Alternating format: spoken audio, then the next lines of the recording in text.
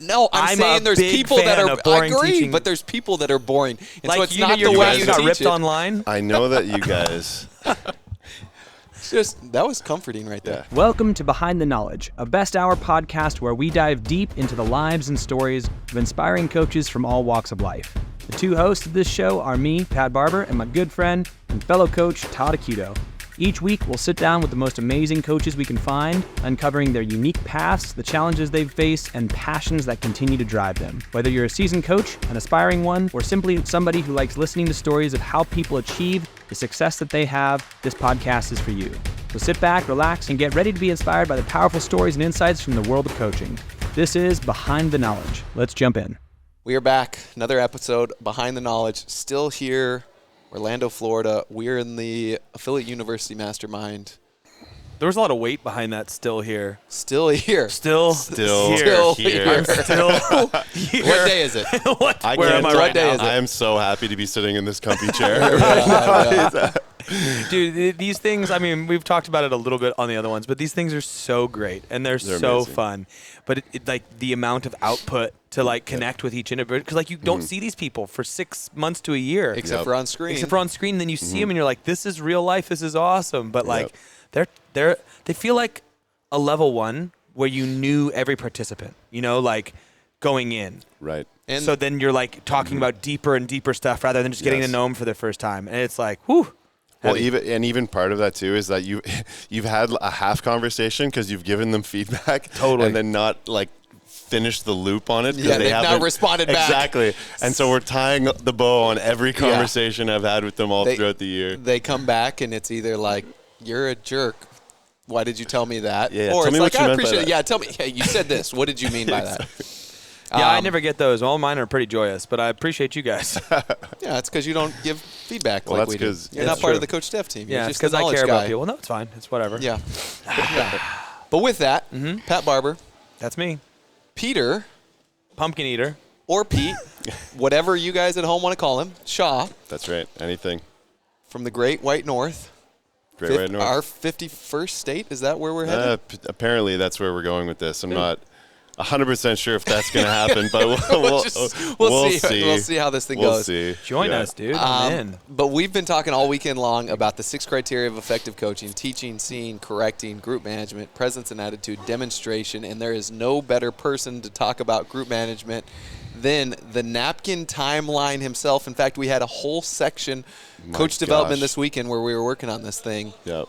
Wait, that's what we're talking about right now is group management? Group management. I can just check out. I'll head out this way. You guys, you don't know that. There's I don't need to listen to this. This isn't part of Pat's classes. This is not you just do one-on-ones, right? I love them. Just solid one-on-ones at all times. One-on-ones, and most of his class time slots are 75 minutes long. Okay, absolutely, yeah. Exactly. 75-minute class. Is that what you run at your gym, is 75 minutes? What they pay for. I thought it was the 45-minute burner. I give bonuses, thank you very much. Okay. Yeah, 45-minute burner, the grinder. That's what it was. That's right.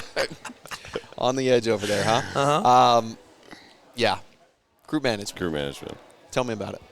Oh, man. Tell me about it. Tell me about group management. Hey, you know what? You're just going to hit me with an open. You're going to hit me with the open-ended. I love just how like the bad reason you're 15 minutes over on your timelines because you're going to sit and tell us how great you are every tiny time. Little brain. Hey, in case you guys didn't know who I am, my name's Pat Barber. I won the event in the 2011 CrossFit Games, and I was on the cover of Every Second Counts. And go ahead. Were you on the cover of that? I was, yeah. Oh, my gosh. Yeah.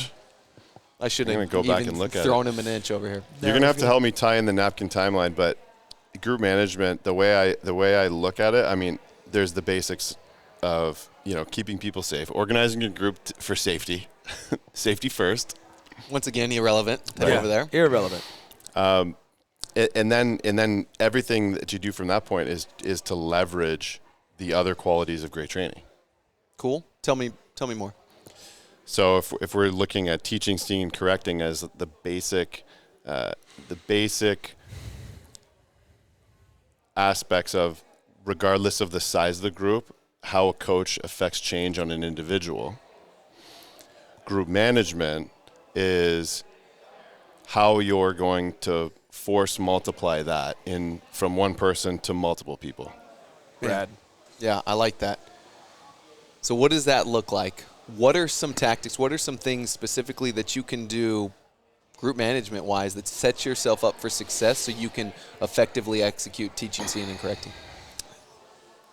So there's many ways to skin a cat, and it's going to depend on what angle you're coming from. But if we can talk about teaching as a starting point. Yep. Right? If you want to, I think the center of all of this, and I think where he's going is, you have to have a plan. you definitely have Right. to have a plan. So in order to manage effectively, Yeah. there needs to be I know what I'm doing. Yes. Right? You need to think about it ahead of time. Correct. Yeah. But I think that's something that people fail to do so. For sure. And that's like a huge big part of this is like, where are we going? What's the next step? I need to have a plan going into this. And whether that's given to you, even if it's given to you, you need to internalize it. Mm-hmm. And if it's something preferably that you create or add on to, right? Yeah. Okay, so you have to have a plan. Then what do you do? And then taking the napkin timeline idea of, back of napkin, less than 5 minutes, write a timeline 0 to 60. Here's my outline for the timestamps of where I want to start and stop each thing. Now you've got your starting point for then digging into the deeper aspects of group management, which I was just about to get into, of what do you want to focus on to have a specific plan for teaching one movement over another. Yeah. Right? Or organizing the group within that time frame you've allotted for yourself for the WOD, right? Or like all these things you consider. Can you give us a quick overview of your napkin timeline and how you go about just creating the big picture overview plan? Yeah, sure. So you've got a timeline. Yep. So I draw a straight line on a piece of paper. I like this visually. Yeah. I wish we had the iPad here. Christian, put this in post. Thank you. On the left side, 60 on the right side. And then the first thing I got to do once I have that is you got to establish your stimulus of your workout, because you know that's what the entire class revolves around, is your athletes starting and finishing the piece that has intensity involved with it, right? That's why they've showed up for the class. Yep. So you got to figure out what your stimulus is. Once you have that stimulus written down, you shelf it for a second. Question. Yeah. If I asked you to define stimulus, how would you say? Let's not do this. Are we going to get into a debate? We're not going to get into a debate. I think that's what he's trying to do. I'm not going to rope you in. We've already had a long enough debate on that, Todd. I actually want to know how you would define stimulus, because how do I find it? Define it or calculate it? Not calculate so what it. he just did is we're not going to debate because, Todd, I'm not going to let you talk about this. I'm not going to let you add your input. Yeah, Fine. because Todd's wrong. I will sit in the corner and let you guys talk. Todd and I don't disagree on what stimulus is. We disagree sometimes on who the avatar is that we're programming for, but we're not going to talk about that. How would you define stimulus? So if you look at a workout and you say, any given workout, what is your litmus test for this is the stimulus? The stimulus is a narrow range of time within which an athlete can finish a workout, or if it's a time priority workout, the narrow range of volume that's an athlete can complete within a workout. Awesome. That would allow them to receive the intended benefits of said programmed workout. Right. I love that. That's so great. I think there's also a layer to that, talking about it's a hinge versus a pull, and when you're looking to scale, you achieve movement stimulus. Yep. But I think people get wrapped up in that and lose sight of what you just said. Yes. Is it's generally a time or a volume. Yes. And the time usually associates with a volume, so it's that's the intended stimulus. Absolutely. So when someone is asking you as a coach, what is the stimulus? You should respond with a time. Yep. Or a total number of reps that would be appropriate for a certain, whatever your avatar is. Exactly. Depending on how you find that. Totally. So Amen. this is Do you what fit with we're. that? I love that. So this Cool. is what we're looking for Cool. in our initial step of the napkin timeline. You got to get that stimulus, and you're going to do that by calculating either the total volume you predict someone's going to have for a time priority workout, or the time you would expect someone to finish in for a task priority workout. Got it. If it's a heavy day, you're going to calculate the rest periods, and you're going to figure out how long it's going to take those working sets to happen. Yep. Right? And then you're going to chop off 10 minutes on either end. Sweet. What's the 10 minutes at the end for? The 10 minutes on the end is the cool down. Cool. What's the 10 minutes on the front 10 end? minutes on the front end has the whiteboard brief and the general warm-up. And what's a rough gauge time of each of those typically? Well, roughly that. Roughly, right? It's crude. The intention is to make chopping 10 and 10 easy to remember and make it crude without too much calculation. Yeah, and I think that's great. Yeah. Just out of 10 minutes of out of 10 minutes of the intro, how long's the whiteboard brief? Oh, what's the whiteboard brief? Gotcha. Like how long? 3 minutes, 5 absolute max. Maybe even that's too long. Yeah, I don't know that I don't know the scenario unless it's like a 100 and maybe unless you have to recite filthy 50. Yes, yeah, right. For 150 people, right? Yeah. But yeah, 3 minutes, and then that gives you 7 minutes for the general warm-up. Sweet. All right, keep going. Yeah, so 7 minutes general warm-up, and then people are going to be like, why those times? And that's what I was getting into. It's like, there's a bit of buffer built in there, so you don't have to work the specific, transition times. That I even include the pee break in there that you're going to have before the workout, right? But this just makes it easy to remember. 10 and 10, boom. Then you work backwards from your cool down. And let's say the workout is a task priority workout, and we assume it's going to take 12 minutes. What would you allot time-wise? Yeah, exactly. So you're going to look at your stimulus, right? And let's say that stimulus is 12 minutes. Yeah. You got to create a little bit of a buffer. Yep. Right? With the time frame that you are going to plan on coaching that workout in, because what if someone happens to not hit the stimulus? That person doesn't deserve to wrap up the workout and put a score on the board. There's a potential learning opportunity there for both you and the athlete, right? You because maybe you misscaled or something like that, and you don't want to rob them of that opportunity to just get those last few reps in, right? So I feel like that's important, and so that buffer beyond the top end of that time frame in the stimulus is important when you're plotting your workout. So let's say the upper end is 12. I would probably have 15 minutes. Just another round, easy number, easy to do math. Now I just add that to the 10. I've taken 25 off the top of this thing. Boom, exactly. So Sweet. Now we're starting the workout at the 35-minute mark in class. No questions asked. I'm going to start to put the only question would be if half the class is in the gym, in the bathroom. Right. Then I'm not going to start the clock. But, right. But that's the goal, at least in my head. Now I'm coaching in terms of group management and coach management, right? Organizing my own teaching ahead of that intensity piece. I can plan on the fly and tell myself, I got to start the workout at the 35-minute mark. That leaves me X amount of minutes. And, I'm either following my plan or I'm behind my plan, and I got to tweak something or just, follow the same. And it leaves the remainder. If we're starting the workout at 35 minutes, we know we got 10 minutes at the beginning for the whiteboard brief and the general warm-up. I know I got 25 minutes for the other stuff, which more often than not, the other stuff should include our specific warm-up. Exactly. And I think this is where you're headed to some degree with, this is what facilitates our ability to teach, see, and correct, right? Exactly. Because now I know how much time I have for that portion, teach, see, and correct. Obviously, there's variables of what movements are in the workout and which one of those am I going to prioritize and teach and things like that. Mm-hmm. So I love that. That gives us the plan that Pat's talking about. It's a simple way that every coach should do, regardless of whether you're given the program or not, whether you're given a lesson plan or not. You should still work through this exercise. And as you said, it takes 5 minutes or less. It takes 5 minutes. And we teach at the level 2 as well, of teaching people to make those teaching plans for each movement, right? Excuse me. And as a novice coach, you're going to spend a lot of time making those teaching plans. But as experienced coaches, and you guys can speak to this, is you're building your movement teaching plans already off of a foundation that maybe it doesn't look like anything what you started with now, but the last change you made was a very small one. And you have that in your head.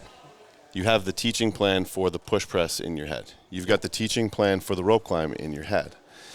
And depending on how much time now that you can allot yourself in that napkin timeline for the rope climb or the push press, you can expand or shorten that teaching plan, because you just have that Rolodex of movement teaching plans going round and round, and you just can select the one you want to use based on the workout at hand. So it becomes very, very fast. Planning a class becomes a very quick thing.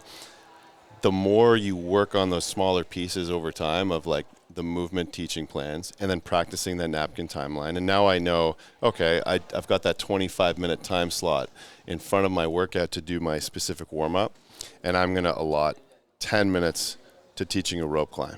Okay, well, I know that 10 minutes to teach a rope climb actually isn't that much time, right? So I need to choose one of my shorter progressions, and I need to prioritize making sure that everyone's scaled early enough on in that progression so that I can give people a bit of practice time before we move on to the next movement, right? So that's all going through your head. But once you see it that you got 10 minutes, then you can make that decision quick and then move on from there, right?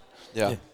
So essentially it's like if you were to really conceptualize it, you have a big plan, what's going on in class. You have a bunch of mini plans within those sections that allow you to execute on those. You can even break it down into any given movement has a series of order of operations cues wise. So it's just a series of plans. Teaching is a series of plans that helps group management go.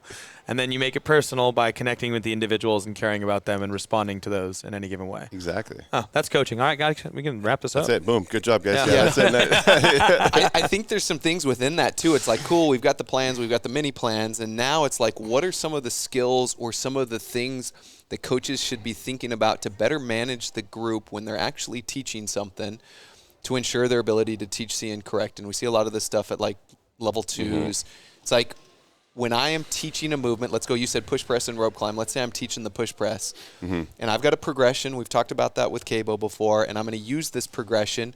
What's something that I can do in group management to ensure that everybody's moving in unison and I have the ability to see what I want to see and when I want to see it, and I don't run the risk of like losing the opportunity for that? Totally. So now it's like, how do I conduct my group so my plan goes well? Right? Yeah, exactly. And so, I mean, you can look at it from just a teaching perspective to start. And the things that would optimize teaching might not necessarily optimize seeing and correcting, right? It's not always going to be perfectly in sync. For example. But most of the time it will. Most of the time, they'll be pretty darn close. I want to hear what he's going to say. Yeah. Right? But for example, if I'm going to teach well, I want everyone to see me. Yep. So that would lend itself to a group setup, something like a half circle, where everyone's facing in and everyone can see you. That's not going to be the optimal setup unless I move my own 2 feet. Yep. It's not going to be the optimal setup to say, like you're saying, the push press, see everyone's torso angle in the dip. Yep. Even if I control the group well and pause them in the position, I still need to walk around and run to person and see angles, right? But an alternative setup for the group, if I had 2 lines facing each other and I had everyone dip and hold, then I wouldn't have to move very much. I move to the left, I see a whole line this way, and I see all their torsos, and I can glance down and I can see whether or not they're leaning forward or have a muted hip, and then I can move to the other side and I can do the same thing. But unless they turn their heads, it's not optimal for teaching, right? So you need they to, can see you, so you either need to call their attention if you're going to teach something and just be mindful of that, or just make sure that you're not behind them when you do teach something. And more often than not, the strategy there is like, I'm going to facilitate them in a way to where they can see me when I'm teaching, and I'm going to actively move to see and correct. Totally. And you just need to, and there's no right or wrong. There's just, in terms of which one you choose, because it's going to be dependent on, a lot of that's going to be dependent on your gym, right? Your setup, your gym, where your equipment is. Yeah, that's where it's going to go. There will be right or wrong when it gets to the workout, because the way they're set up is going to dictate the flow and the plan and logistics from one to the other, right? Correct. Yep. In the teaching portion alone, though. In the teaching portion, all by itself. And it'll also be how you think about how you want to leverage their setup relative to how much you want to run around. I'm always trying to think of it in terms of an efficiency standpoint. How can I be the most efficient as a coach, right? Because we're thinking napkin timeline. Time is of the essence. We want to get people to the end point as soon as possible with as much benefit from our own corrections as we can.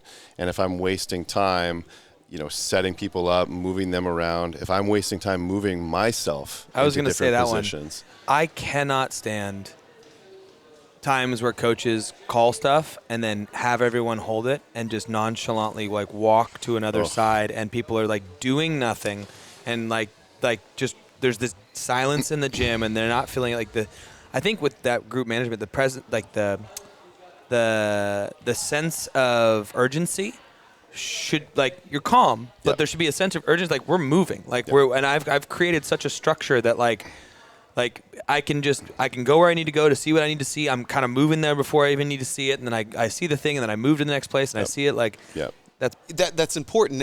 But the opposite can be true as well, where it's chaos. Where it's just chaos. And one place I want to get to was like, hey, when I get to the specific warm up and I'm teaching the push press, if I go, hey guys, we're going to do dip and drives. If I say, we'll start with dip and hold, and I have them dip, and I try to see everybody holding that one rep, that's going to be what you said, where it's like so slow, nothing's happening. But if I do the opposite. Especially if it's a big class. And if I do the opposite, and where I'm like, hey, I want you guys to do 6 dip and holds on your own and go. And then they're doing it on their own, and I run around, and I'm like, I see nothing. And wait, when do I stand? Yeah, how long do I stand? Does that even make sense? But does that even make sense? But still, like, I've heard one person's going like this, one person's just holding. But that's the same thing that happens, even if like dip and hold is a funny example to give. But even like, how often have you seen like, hey guys, you're going to do 10 dip and drives, and that same thing. Yeah. One person does it slow and methodically, or the first person you see is in a bad position. I have to fix them, and by the time I look up, everybody else is done, and I'm like, more often than not, what I see from a coach is like, must be good. All right, let's move on to the next one. I'm like, I've seen nobody do anything. You know why that's a good example is because part of group management is being clear in your instructions on when to move and how. Right? And that I find is another common pitfall. Super common pitfall. I see it all the time at the level 2. Either there's no instruction, and when do you want them to move, and what are you going to say to make them move, right? And so it seems like something that's so simple, but it's often forgotten, and it could be just because they're so hyper focused on what's coming next, right? You kind of skip over that easy step of, oh yeah, by the way, when I say dip, I want you to do this, go down and hold and stay there, right? One cool thing that I've started experimenting with, because in the name of efficiency and potentially a bit of laziness, is especially when I have them with PVCs or no equipment, maybe a gymnastics movement, is I'll have I'll have the class orient themselves in different directions. I'll say, like, guys, that's the window. When I say window, you're going to face that way, or whiteboard. And so I'll just stay in one spot, and I'll have them face this way, and I see their profiles, and then I'll have them face this way. I appreciate the fact that you admitted on how lazy you are. I like it. It's fast, why though. Not? It's so fast. It's fast because I didn't have to move anywhere. It's fantastic. I just stand right here. I just stand in one place. The tact that I took with that is I just got a better eye, so I can see every angle from the front. Oh, this guy! If you were the best coach ever, like Pat Barber is, did we talk about how he's on the cover of Every Second Counts? Have we covered that yet? No, I didn't. I didn't know that.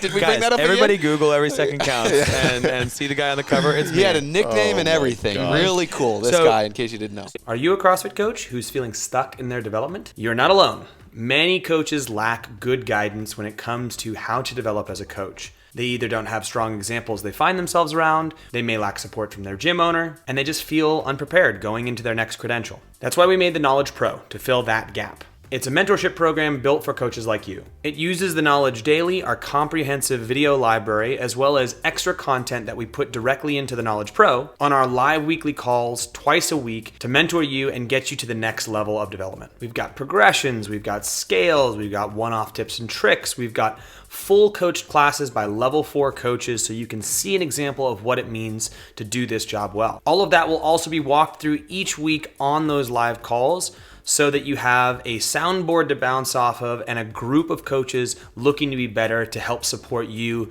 in your endeavors. Coaching isn't just knowing what to do, it's also knowing how to do it. And that takes 2 things. 1, an example, and 2, practice. Practice is on your end, you got to go out there and do it. We can help provide that example and the support with the Knowledge Pro. If you want to know more, click the link below and give the Knowledge Pro a shot. I look forward to seeing you on one of the next calls. So what I was going to say, though, is patterning wise, I think one of the things that I like to always think about is when I'm moving someone through a progression where I'm teaching them stuff, I'm always going to be calling the first few reps no matter what. Yes. And then if I see some level of efficacy with these people who are doing it, I'm saying, cool, now give me 5 reps on your own. And that pattern of like that I'm efficient and fast. And the beauty of progressions is if you need more reps, you can do more reps. Yeah. The problem is if you need more reps and you've been calling a very slow cadence, then people are just standing around. So you need to be kind of urgent with it of like, hey, I'm going to get you to do some reps, and you can call as many as you want. But I like people finishing a few off on their own, but it's always after the fact. It's always like, and it's usually the full movement, probably not the progression step, right? Sometimes. I mean, like, we're going to dip. When I say go, you're going to dip drive, usually the full movement. Yeah, you're going to dip drive on your own.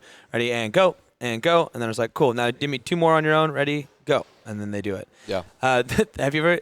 The clear and concise setup words is one I see all the time. Like when I say this, you do this. Yes. Yeah. But so like, and you show them, say, hey guys, on this next one, when I say this, you do this, and just make sure you're saying that. They build that into all of your language, because so many people will either they'll either do one where they don't say anything. It's like, we're gonna do 5 reps on ready. Go. And you're like, whoa, which dude, one? like, Or they do it like that. I wanted to get to this where they're like, all right, I'm going to, you'll see people teach, and this is a teaching thing that we could probably address, of like dip and hold, and then I'm going to say go or whatever, and you're going to do the full movement from there. And we know why that's probably an issue, but as soon as somebody gets into that dip and then they say press as their action word, guess what the person's going to do? Press. And that's going to be what? What fault's that going to lead to? It's going to be early, right? And it's like, I'm teaching them to do this wrong, or some people are confused. And so knowing, and to your point, saying exactly, I'm going to tell you this, and this is what you're going to do, and then fulfilling that and actually saying the right word. I'm also going to say this out there. I'm going to put it out as a hard rule. Don't have two go words unless, like, there's a very... Dip drive? The only time it is... hold on. You better be sure that this is black and white. Hold on. Come on. There is a time where it's appropriate. When is that? It would be like if you had this is black and white except for this time. Right, okay. Because I was confused about hold that. On. Wait, hold on. Actually, I'm even never thinking... do this except for now. Except for when I do it. I'm trying to think, because I've never actually done it, but we use 2 goes? we use it as the example in the level 1, Sumo the sumo deadlift high pull speed one. Speed. And that's the stupidest thing ever. It causes faults in real life. The go. I'm going to say it twice. That's the stupidest thing ever. Until it works. It would never work. You would never use that in the gym, and you would never work. And we do it at the level 1 to make people laugh, and it's not even funny because it doesn't work. That fires me up so bad. The one it's so I see dumb. most people use to teach that well is the chevrons from Mario Kart. I don't even know what you're talking about. Who's Mario? Do you know what Mario Kart is? Is that like Mario? Mario? But he's like a long A. Good old Mario. He drank lots of maple syrup. Do you know Mario Kart? I know him. You know what Mario Kart is? I can't wait until Canada brings that down. They're gonna. I hope you guys bring that with you when you show up. We'll just move on from that. Yeah. But I hope people understand too, like, because we're getting into teaching, but it's all within it's the group management within the context of these skills, right? Yes. Like it supports your ability to do all of these other things. So like, and then the other thing I was going to say with the command that is important to support the group management but enhances the teaching is the demonstration of exactly what you expect them to do at speed when you say that command. Right. For example, the pitfall would be the coach demonstrates in slow motion. They even go the next step and say, when I say go do this, but they don't actually show them what that looks like. Yeah. Right? Yeah. So just a simple demonstration at speed. Yeah. Right? When I say go, do this exact thing. Yes. Boom. And right? An easy way to think about it is if you're going to ask them to do something new, you have to show them what that new thing looks like and say, when I say this, you're going to do this, and then you show them. Again, it looks like this. Exactly. Yeah. I'm trying to think of a time that a double Q would actually work. It doesn't. Okay, you think of that. I'll talk to Todd for a second. Yeah. The Mario Kart one, here's the deal. You're saying that for somebody that's moving too slow in the sumo deadlift. What's the Mario Kart one? Oh, yeah, right. So back to that, the chevrons. The chevrons are like those little fast accelerators that you drive over. Yeah. And we're saying pretend that you have chevrons on your quads.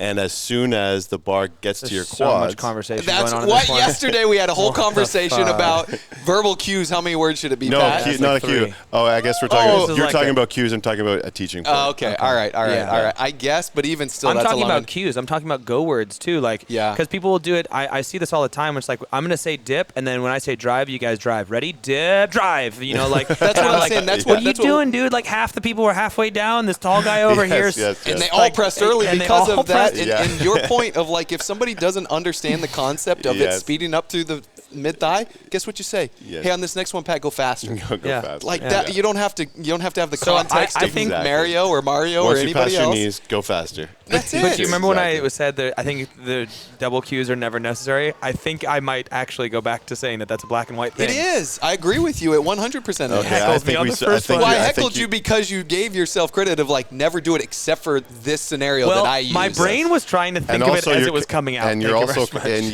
you are also kind of you're in general. You're Here not we a go. black and white guy. No, No. not at all. Yeah, Yeah. you're usually a guy that is like a lot of gray. Well, so I have a very strong opinion. and I'm the opposite, right? I have a As we all very know. strong opinion, but I'm open to other things working. But I know, as long as it's. but I don't. I know. I'm open to convincing you of my way if yours is different than mine. That's definitely true. I'm open to But convince what you of I'm mine. saying, what I'm saying is like, and this is something you and I had a conversation about. I don't like someone who's presenting something being shut down so that they don't keep thinking. Right. So I want to Yes. validate where they're coming from, but then tell them that they're wrong. No, I want you to think about that more so I can prove to you that I'm right. Right. Yes. No, but I think especially stubborn people hear it better that way. When you say, "I hear where you're coming from," that would work in this scenario. And they're like, "Yeah, I'm right." You're like, "But in every other scenario, Yeah. it would not." Versus, no. Like It's true. That's It's where true. I go with it. So I want to talk about gymnastics and hear how you guys group manage with gymnastics, because that's all the context that I feel we've been talking about is more around barbell Barbells, movements, yeah, these yeah. kinds of things. You're out on the floor, right? Open Yep. floor space, managing group like that. Like I think the hardest thing that a lot of coaches have is even if they have the group management down to teach a barbell movement, then you go to the rig and it's a totally different experience. Right, because we talk about teaching. You want to cover stance, grip, and body position, and then layer in points of performance or use a progression, right? Yep. And so the cool thing about with a barbell is everybody's standing where they're at. You teach the movement. You start with the stance, and everybody's standing still and probably standing upright, and I can adjust your feet. Mm-hmm. On the pull-up bar, there's not much static there. And so you've got two concepts, and I know I've talked about this at least on knowledge calls and Coach Dev calls, and you got two ways to go about this. And I'll be honest with you, I'm not 100% do it this way to ensure the proper, like most strict group management as possible. So but you're there not are black times and when I white. do You're it. not Not black in and this white one. is what you're Not saying. in this Okay. one. Yeah. But in everything else. But if you want to make it black and white to work on like stance, grip, and position, there's no stance if we're doing kip swings for the pull-up, but there is a grip. And so what I could do is if I've got a class of, call it 12 people, I'm going to partner them up. I'm going to have partner one stand underneath the pull-up bar that they're going to use. On my command, I'm going to say jump and hang. Cool. I'm going to check everybody's grip. I'm going to check their body position, make sure their feet are together. And then when I say go is when you're going to do that dynamic thing, and I'm in control of the reps. What most people do and what I do on more often than I do the other one is I'll be like, all right, guys, we're going to start with kip swings. It looks like this. You guys give me 2 sets of 3. And when that's the case, the group management isn't as black and white. I give myself less opportunity to see and correct. So I better know the athletes that are in my class that I'm confident are going to do that right, and I'm probably going to cater towards the ones that are newer or I know struggle with that, and so I can give them the attention that they need. All else being equal, if it's a brand new group of people, I'm going to go back to the one where I manage the group a little bit better. Yeah. See, Here we go. When you have Yeah, 75 minutes for class, you've got an opinion like Pat's about to share with us. right here. Like especially gymnastics movements, I see a lot of people where they'll demo every step of every movement. And they'll take like 5 reps where they're jumping on the pull-up bar, and this is how you pull yourself through, and you drop back down. And it's like, okay, now you guys go. And then everyone drops down. It's like, now we're going to do it a little bit harder. Everybody take a second, and they walk over to pull-up, and they jump up, and there's like this fucking giant gaps. And I know tell, show, do, check, and you're showing them. But I think there's plenty of opportunity with experienced classes to be like, cool, on this next one, swing a little harder. Yeah. Like it's so interesting because we just made the argument, and you guys both agreed and said that you should show every step of where we're going, and that's contrary to that. And that's why I sighed and leaned back and went like this. You possibly can, but the truth of the matter is I think if you're really effective, that demonstration of everything can be so fast. It can be fast. And if you're not talking through it, and it's like, all right, guys, cool, you did your 2 sets. Look over here. Next one looks like this. You do 2 reps of it. Now you guys go. It takes no time. And oh, by the way, when you're hanging on the pull-up bar, if you're just banging out reps, you're going to fry your hands before you do it. I'll tell you how I do boring classes. I'll tell you how I do it strategically, but there's boring teaching anyway, no, though, right? I don't think there should be boring teaching. No, I'm saying there's people that are boring I agree, teaching. but there's people that are boring. And like so it's you not know, the way you you got teach ripped it. online. I know that you guys. It's just that was comforting right there. I have a calming cold hand. effect. You on are the very podcast. cold. You should bring me on more Just often. just like my to heart. mediate. So the way that I get around this issue Talk to me. is because there are places in the specific warm up, if you do it well, where people want to take a break. That's what I'm saying. Right. It's not Yes. after one set of kip swings, Totally. but it's after multiple sets. And that's okay. So that's what I try to do in my strategy is because I don't have from hanging movements, I don't have those static positions to take advantage of. In order to see more people, I need more reps. So I do lots of mini sets. Right. So I'll call let's call it three reps of kip swings. And they'll go up and down rapid fire, 3 sets. Okay, go again, 3, and I'll coach. And then small break. Guys, this is what we're doing next. Quick demo, big kip. Okay, ready? We're doing 1 rep on my go. Ready, and go. And hang and go, and hang and go, and hang and go. Seeing and correcting. So they get like many reps in, and they're ready to come down and take a break. And during that break is when I demonstrate. So there's opportune moments. You can botch it by every time they do a single set of 5, you're going to go up and do another demo. Yep. And it's like way too much downtime. So I see that all the time. Yeah. I see that all the time. Yeah. And I think people should want a break. Mm-hmm. I'm a big fan of that. Or need a break, yeah. Where they're like, sure would love to stop right now. And you're like, yep, then pay attention up here. Yes, and I think exactly. so like but if I ask you this, Todd, if you started and everyone was doing squats for that day and like it was part of the warm up, you wouldn't get guys, we're gonna do a couple air squats. It looks like this, and show them an air squat. You see, like, get your squatting stance. We're gonna do 10 air squats. Ready? Go. You demo an air squat every time for your members who've been there. I do. If I'm teaching it, yes. Never. Why would you be teaching it? It's in part of the warm up. You don't teach the warm up? I do not teach the warm up generally. The movements that's where are he's so doing simple. His stand up, where he's signing autographs of the every second counts. Oh my God.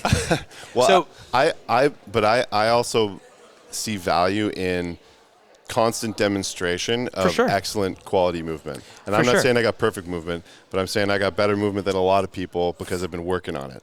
And if I can get in front of the class and just show them a rep before they're about to do it, I guarantee you a few people are going to emulate it. And it takes 2 seconds. If you're not talking about it and talking through it and doing all that shit, it takes no time. Yeah, you don't talk through it. You just, I try to practice and mimic and emulate the things we talk about, and you can go tell, show, do, check with every single thing that I cover throughout the entire class, and you can get to a point where you're really efficient with that. To your point, you can botch it. It can be long. It can be boring. But you can also do it, I think, in a way that's done pretty well. Now, one thing, like, I think we've spiraled out of control here to some degree. No, but we're I might good. as well. We're good. But We're still on gymnastics. I'm going to go to one other place. Gymnastics. Yes, hanging gymnastics. So you talked about rope climbs, muscle ups, another thing. Here's the challenging part. So you talked about boring and breaks is tough. You said a lot of mini sets. Say I got 3 ropes. I was thinking that my mind I got 12 people in there. class. Yeah. How do I make this not boring? Exactly. And I'll be honest with you. If I go, hey, you 8, go over there and hold a plank for me, and you 3 come over here, like, I don't know that that's the case. I conga line. I go straight to the conga line. I demonstrate. So we've got a rope climb progression, and every class. I can't account for all scenarios because what if you got a 20-person class in a single rope that. Right, but there's going to be even in a conga line. Yeah. Depending on how fast they're moving, if you got everybody that has experience and they know the foot clamp, cool, they're going to jump on and do it and warm up, and that's fine. Well, what about the new person that can barely hang on the rope? or doesn't understand the clamp, now you're going to have to stop right there, and the conga line's going to stop, and there's going to be some waiting, and it's going to be boring potentially. What I like to do is, at first, everyone does the scaled option as part of the warm-up. Well, yes, conga line Right. through those options, but Yeah. even still, the scaled option, we start on a box, right, and you're working this. So And how many ropes are we talking? 3 ropes, 12 people. Okay. So you get 4 people stationed at every single rope. And at first, everyone's just doing a single lying to standing rope climb. Sweet. Warm up the hands. Conga line, warm that's up the pretty grip. quick. Yep. Yeah, everyone does 2. Yep. Boom. Okay, great. Now we're going to practice our foot clamp. Okay, there's 4 boxes pre-staged. Yep. If you're smart about it, right? Yep. Group management. That's good. Right. Slide the boxes over, demonstrate. Same thing. Conga line, clamp it, and practice standing. Everyone gets 1 shot. Ooh. Everyone gets 1 shot. So everyone goes through it 4 times. You separate the people who have it down and the people who need more practice. So now you've got 2 ropes without the box, and you've got 2 ropes with the box. Those who need more practice can cycle in again on the boxes, Yep. and those who need less practice can start to go up the rope. So you don't need to re-demonstrate the box, but you can demonstrate, hey, we're going to go up Halfway, keep your arms long, whatever that and is. the teaching point is more just, get tall and then raise your knees up for the next one, right? And so and that works, and that can keep people moving and gives you an opportunity to work with the newer people and the ones that struggle. But in that scenario, inevitably, you're probably going to pick one side or the other to work on. More than likely, it's going to be the people still in the box. You're going to be helping them walk their feet through this, and the people climbing the rope that, as we know, when their knees raised, their arms bend, Yes, are probably they not also going to need get a lot of attention. much, right? So they need attention too. Yep. So in a scenario like that, is that bad? Absolutely not. But is it going to probably be a little bit slower? Yeah. Probably. So And sometimes there's part of that stuff. Yeah. I How would do you say deal with that. just I would say honestly, we used to run this a lot because we had 30-person classes and we would Right. have 6 ropes. Right. But that's like still. So we ended up getting a lot specifically for rope climbs because the rope climbs and GHGs are the most limited pieces of gear that you have at Always. any gym. Yeah. Given Or gym. low rings potentially too. High range. I meet. would say. All right. I would say if you have You think so? not enough low rings, like that's a weird. If I got a piece of 30-person gear. class, you think you got 15 sets of low rings? Yeah, I mean, some gyms don't. Some gyms But don't. say you have 10, like that's 30, like But 3 it still people per ring. aligns. Sure, But I think GHGs and rope climbs for GHGs and sure rope climbs Right. are the very most unique. limited. But I would say GHGs and rope climbs, anytime that would be on a day, there's always going to be a multiple station piece of that warm up, where there's going to be a simpler thing that takes less overall coaching, that's more Right. warm up oriented. That I'm going to position myself as the coach at the thing that that requires either more coaching or Yeah. has less opportunity to, where I'm going to feed people through, and we're going to have one of the station that I'm working with will be the time, Yeah. and the other 2 are just going to be doing reps at that Yep. at like a pace. So whether it be strict pull-up blowers or something that we're working on, or we're doing some sort of hollow holds that you're going to do until failure and then relax, then do until failure, then like whatever it is, or be building up in some light deadlifts or something like that. Like Yep.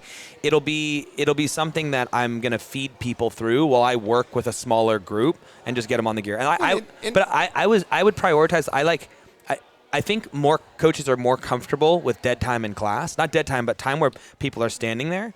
It's like nails on a chalkboard for me. But I don't think that they are comfortable, and this is what you end up with overprogrammed Yeah, classes, they're not right? comfortable with dead time because they're just going to fill it in.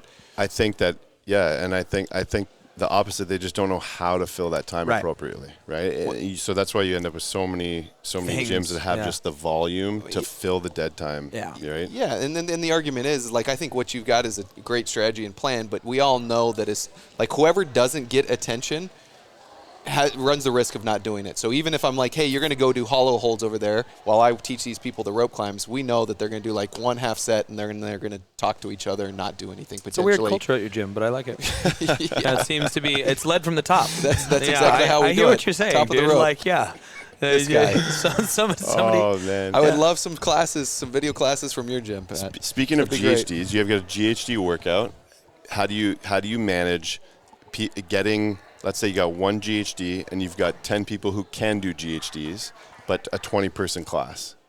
How do you spread the love on that GHD in an high-intensity workout? Well, it depends on probably what the workout's going to be and how you can manipulate that thing. My thought would be to just try to get everybody on that at some point during the day. So it's probably like, hey, today's intention is to have the GHD in the workout. We're probably not going to do that. Some of you guys are going to do it in a warm-up. Some of you guys will do it in a skill session. Some of you guys will do it in the workout. Yeah. And some of you guys will do it in the cool down. That's a like great 1 idea. and 20 is a lot, and I'll be honest with you. If I only had 1 and I had a 20-person class, You get more GHDs. I would get more GHDs, or I would remove that part of the workout and completely replace it, because that volume, like we've got 5 and 20, we would figure out a way to get them in that scenario there, and you could play this game of like first round, you're on it, second round, he's on it, or first round, you do half, he does half, second round, I do half, and he does half, right? There's some experience there, but 1 and 20 is an extreme, and I'm probably not doing it. We have 2, I've been in 20-person classes. Maybe you don't get 10 people that have the ability to do it, but like 6, maybe 7 with 2 GHDs. And same kind of deal. And I always try to push it, because I always come with the perspective too of most of these athletes aren't doing extra time after class, not before. They're not coming in early. They're there for the 60 minutes, and I like to try to expose them to the intensity on that thing, because they'll get no other opportunity, right? Yeah. But I like the idea of, too, in the warm-up and stuff, if you can get them on there for an extra set after the teaching, and that's also a great idea. Yeah. Both of the things we're talking about, I think they're both potent and amazing, but they're also not the most important levers for overall fitness, if you ask me. No. I mean, you can do nothing, but I think they're wonderful, and people need to have exposure to them. But I don't necessarily think it needs to happen I don't think we need to stress over a single day not being hit. No, but if you can do it, if you can do it, and if you're good at group management, you can. And I think that goes back to the beginning of this thing, right? Yes. Group management. What is it? Simplest terms, it's having a plan, and the reality of it is it's the overall big plan, and then it's a bunch of small plans within there. So I've got the lesson plan, the timeline, exactly how much time I've got for each piece of my class. Within that, what am I doing with it in each of those specific time frames? Within that, when it comes to specific warm-ups or like general warm-ups, I'm teaching movements, I'm calling reps so I can see and correct, I'm logistically moving myself to be in the best position to see and correct, I'm logistically setting up my athletes and the equipment so there's a good flow. And I think if we're doing all of that, the rest of the stuff we're talking about is the nuance of how we take something that's already really, really effective and make it better or worse. And the cool thing about group management and creating that plan and really focusing on that, and I've talked about that a couple times over this weekend, is like the difference between most high-level coaches and newer coaches in seeing and correcting is drastic.